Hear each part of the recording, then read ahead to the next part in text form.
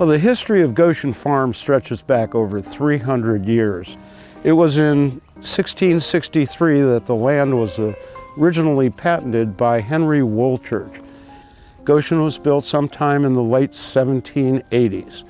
We say it's 1783, but we know for sure it first appeared on the Anne Arundel County tax records, or the land records, in 1798 at a value of $120. The house had 2 rooms on the first floor, 2 rooms on the second floor, called Neo-Federalist architecture. Classic fireplace in each room, living room, dining room downstairs, 2 bedrooms upstairs. We are entering into the original 1783 farmhouse. As you can see, everything is down to the studs. This is the original mantle. There's one in each of the 4 rooms. The house is significant in that it has so many of the original features still in the house. You can see the beams were all hand hewn. There were no sawmills when this place was built. People would have to get out and cut down a tree and drag it in. And so a lot of the construction was done by actually putting beams together, drilling a hole, and using doweling to hold the beams together. This is the original wood paneling put in the 1780s to make this room the interior wall of this room.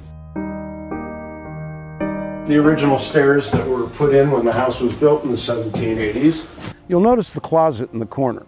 The closet was put in much after the house was built, because in colonial times, closets counted as a room, and taxes were based on the number of rooms in a house. Therefore, closets were not part of original construction. This was added much later as a convenience item.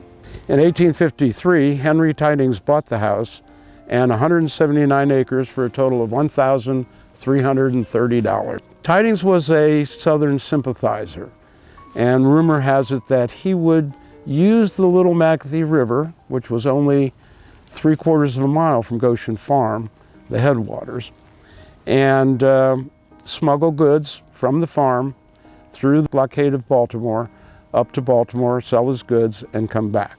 Tidings died in 1911, leaving the farm to his daughter, Mary Tidings Bryce. The Bryce family lived on the farm until 1935, when unfortunately they lost the farm because of a default on their mortgage.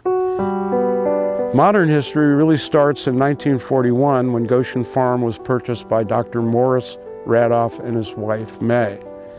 Dr. Radoff at the time was the state archivist and is credited with creating the foundation which is now the Maryland Archives on Roe Boulevard. In 1967, Anne Arundel County Board of Education decided to build a middle school and a junior high school on the Broadneck Peninsula.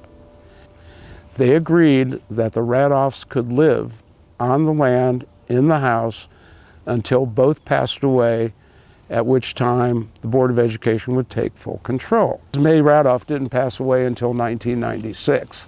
And at that time, they had already built their middle school and their junior high school at the far end of the Broadneck Peninsula.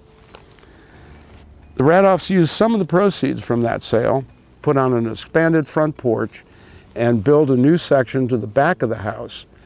May had always wanted a music room and a sewing room. The significance of Goshen Farm and the Goshen Farm house is that it was continuously occupied from its construction in the late 1780s until after May Radoff passed away, when some people rented the house from the Board of Education. So it was actually almost to 2000 that the house had occupants in it.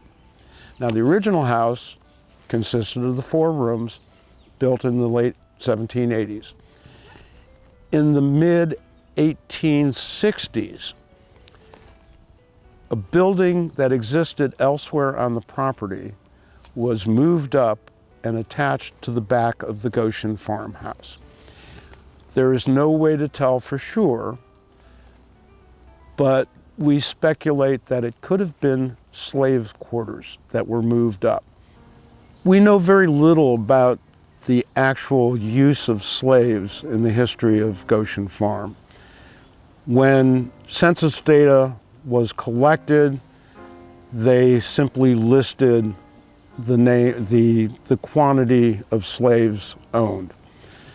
Through some really diligent research on the part of our history committee, we found the names of 2 slaves, Henson and Hall.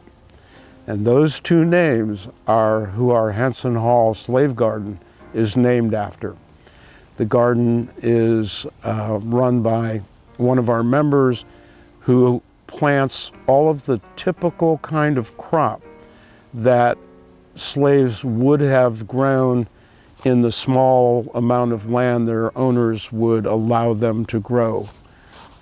So we've tried to honor that history of the people who worked the Goshen Farm and the crops they may have grown to help support their family. The goals and objectives of Goshen Farm Preservation Society may best be summarized in 3 words: restoration, preservation, and education.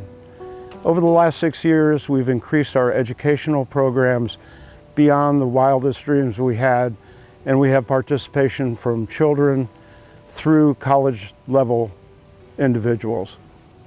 In addition to our educational efforts, our preservation efforts have included many enhancements to the farm.